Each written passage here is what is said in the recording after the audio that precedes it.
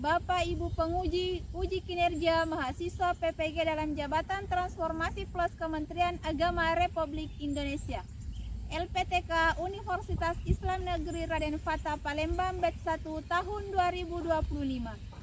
Perkenalkan, nama saya Nur Aziza SPD. Saya guru Al-Quran Hadis di MA Darussalam Patalasang. Saya adalah mahasiswa pendidikan profesi guru dalam Jabatan Kementerian Agama Republik Indonesia Batch 1 tahun 2025 di LPTK Universitas Islam Negeri Raden Fatah Palembang. Saya adalah mahasiswa pendidikan profesi guru dalam Jabatan Kementerian Agama Republik Indonesia Batch 1 tahun 2025 di LPTK Universitas Islam Negeri Raden Fatah Palembang dengan NIM 24104182669. Pada hari ini, Rabu tanggal 7 Mei 2025, saya akan melaksanakan praktik pembelajaran dalam rangka penilaian uji kinerja dengan menggunakan model pembelajaran diferensiasi basic learning pada materi pembagian hadis berdasarkan kualitas mata pelajaran Al-Quran Hadis. Terima kasih dan selamat menyaksikan. Assalamualaikum warahmatullahi wabarakatuh. Waalaikumsalam warahmatullahi wabarakatuh. Baik, sekarang Ibu persilahkan ketua kelas untuk menyiapkan. Said Yaman, jurusan baca doa. Rabbi zidni ilman warzuqni fahman. Itu akan absen terlebih dahulu ya. Adelia Septiani, Akmal, Sakit dulu. Amriansyah. Bagaimana kabarnya hari ini anak-anak? Alhamdulillah. Dua kalimat motivasi yang pernah Ibu baca. Motivasinya seperti ini. Tidak ada rahasia menuju kesuksesan. Yang ada hanya persiapan, kerja keras, dan bangkit dari rasa kegagalan. Kita akan menyanyikan bersama lagu Indonesia Raya. Silakan berdiri semua. Pada Ananda Resmi Jaya untuk maju ke depan memandu teman-teman. Indonesia tanah airku, di sanalah aku berdiri. Indonesia. Baik, sekarang kita akan literasi. A'udzubillahi minasyaitonirrajim. Ya ayyuhalladzina amanu idza qila lakum tafassahu fil majalis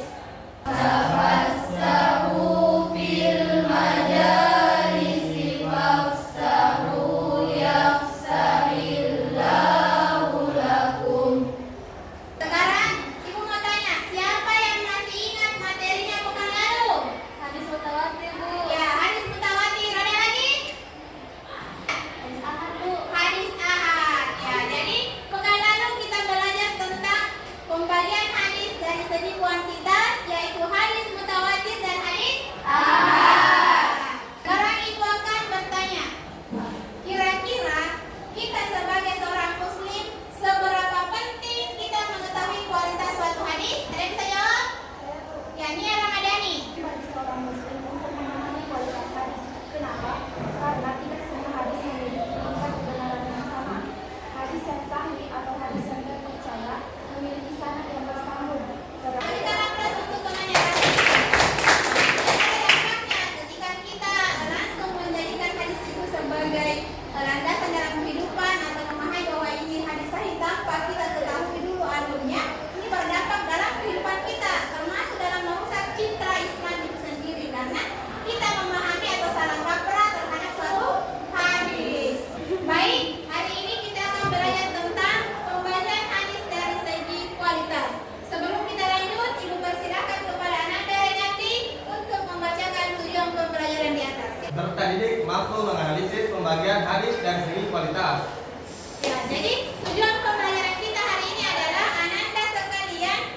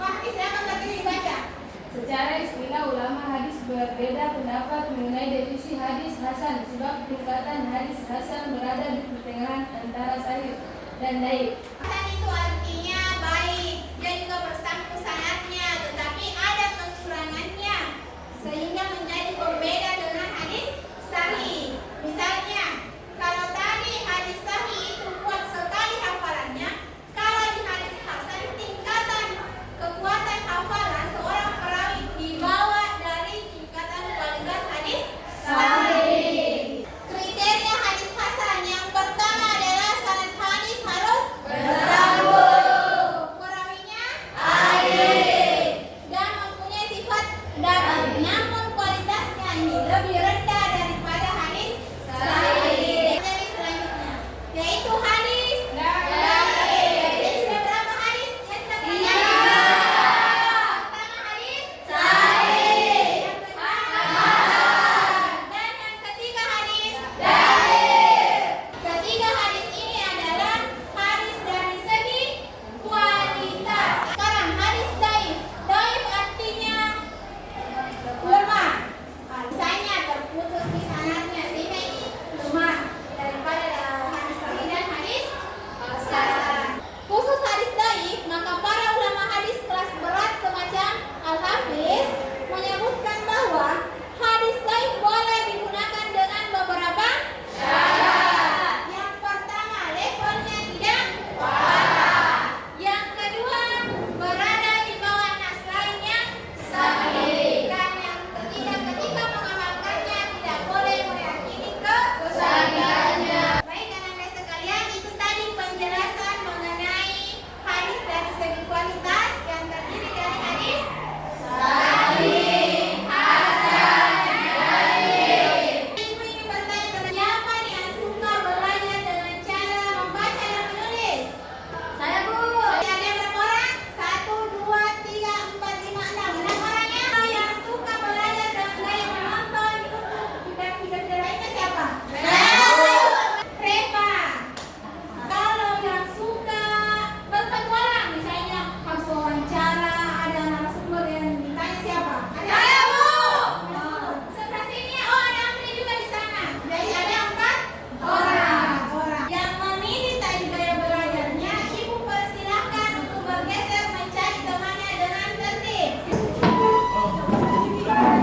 Bagaimana, sudah berkumpul dengan teman kelompoknya? Sudah, Bu.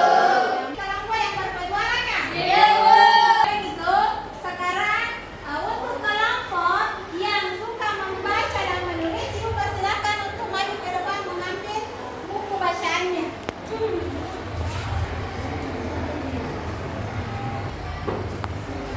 Untuk kelompok yang suka dengan gaya belajar menonton, Ibu persilakan untuk membuka HP-nya dan mencari di YouTube. Persilakan untuk kelompok yang tim berpetualang dengan sesi wawancara untuk keluar kelas.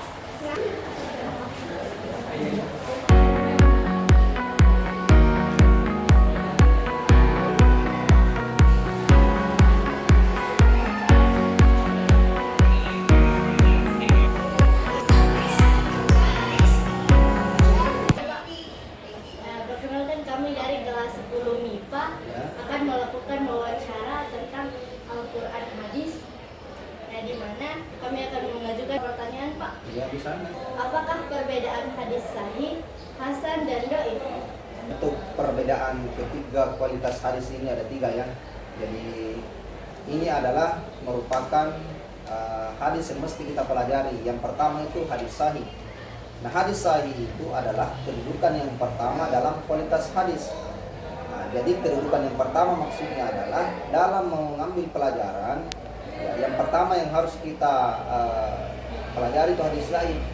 Kenapa hadis sahih? Karena hadis sahih ini adalah jelas. Hingga hadis sahih ini merupakan kualitas pertama dalam sebuah hadis. Kemudian yang kedua adalah hadis hasan. Dia ini posisi kedua dalam kualitas hadis. Kenapa? Karena mungkin ada satu atau salah satu daripada syarat perawi itu dia tidak terpenuhi. Kemudian hadis yang ketiga adalah hadis dhaif atau hadis lemah. Dalam hadis itu dia tidak terpenuhi. Saya rasa seperti itu, mungkin ada yang bisa dipahami. Iya, Pak. Kenapa hadis dijadikan sebagai sumber hukum kedua dalam Islam? Sumber hukum yang kedua itu adalah hadis. sebelumnya kita harus paham dan tahu bahwa karena sudah ada yang pertama, maka kita harus tahu dan paham sumber hukum yang kedua. Dalam hal ini adalah hadis itu sendiri. Nah, kenapa sehingga hadis itu adalah dijadikan sebagai sumber hukum yang kedua? Tentu kita harus paham bahwa apa alasannya sehingga hadis itu dijadikan sebagai sumber hukum yang kedua. Pertama adalah hadis itu sendiri kan ada istilahnya namanya dikenal dengan al-bayan. Al-bayan itu adalah sebagai penjelasan terhadap Al-Quran. Kenapa? Karena dalam Al-Quran itu ada terkadang adalah makna dari Al-Quran itu sifatnya masih umum sehingga butuh untuk dijelaskan. Inilah dikenalnya sehingga namanya al-bayan. Siapa? Ibu persilakan untuk semuanya berdiri dulu. Cara bermainnya adalah dengan memperhatikan kalimat ibu mengatakan. Jika ada kalimat ibu mengatakan, silakan lakukan apa yang diperintahkan. Tetapi ketika tidak ada kalimat dahulu ibu mengatakan, jangan melakukan pergerakan. Ibu mengatakan, silakan angkat tangan kanan. Ibu mengatakan, silakan diturunkan tangannya. Ibu mengatakan, hadap kanan. Lalu balik kanan.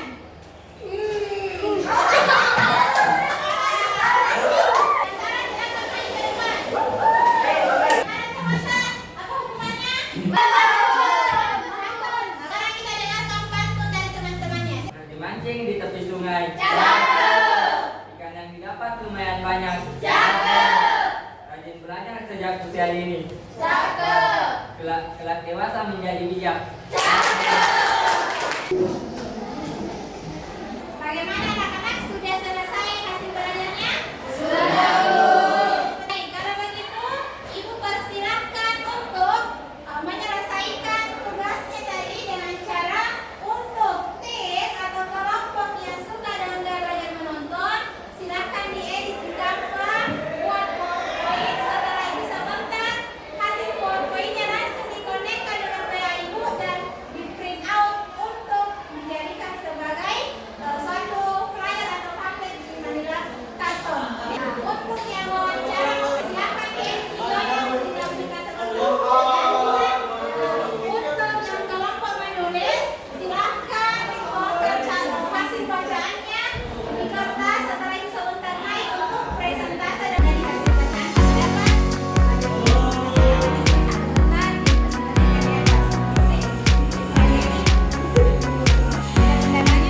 kelompok yang menonton usia ibu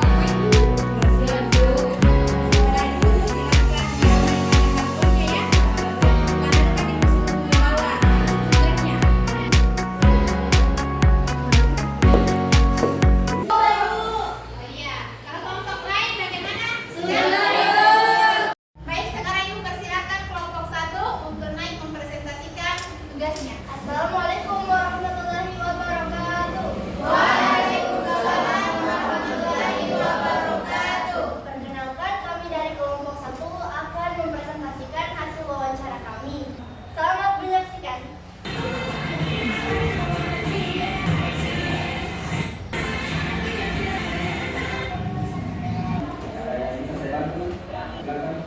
Apakah perbedaan hadis sahih, hasan dan dhaif? Baik, untuk perbedaan ketiga kualitas hadis ini ada tiga ya.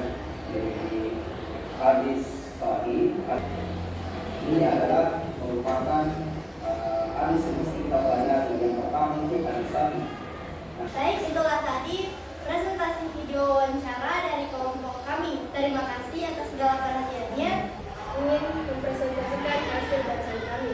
Baik, saya akan membacakan hasil yang telah kami dapatkan. Pengertian dari hadis sahih adalah hadis yang memenuhi 5 syarat kesahihan, yaitu sanad yang bersambung, perawi yang syarat-syarat hadis sahih. Yang pertama, sanadnya yang bersambung. Yang kedua, perawi yang adil. Yang ketiga, perawi yang sempurna keterbitannya. Yang keempat, tidak ada. Baiklah, apakah ada tanggapan dari kelompok lain? Tidak. Berarti sudah dimengerti semua? Tidak. sudah menyiapkan PowerPoint, jadi teman-teman bisa membaca PowerPoint-nya. Dipersilahkan Ananda Adelia untuk menyimpulkan materi kita pada hari ini. Kesimpulan dari materi hari ini adalah hadis berdasarkan kualitasnya terbagi menjadi 3 kategori, yaitu hadis sahih, hadis hasan, dan dhaif. Ketiga hadis ini memiliki perbedaan. Jadi benar ya bahwa hadis dari segi kualitas itu ada 3, yakni hadis sahih, hasan, dan dhaif. Bagaimana perasaannya setelah belajar dari segi kualitas? Prawalia. Saya merasa lebih memahami pentingnya kehati-hatian dalam menerima informasi keagamaan. Sekarang saya tahu bahwa tidak semua hadis itu memiliki kekuatan hukum yang sama, dan saya Secara umum semuanya merasa senang ya? Ya. Selanjutnya Ibu persilahkan untuk mengerjakan tugas di atas. Sudah Bu? Sudah Bu. Sudah? Sudah. Sekarang kita mari menutup pembelajaran hari ini dengan sama-sama membaca hamdalah. Alhamdulillah. Baik,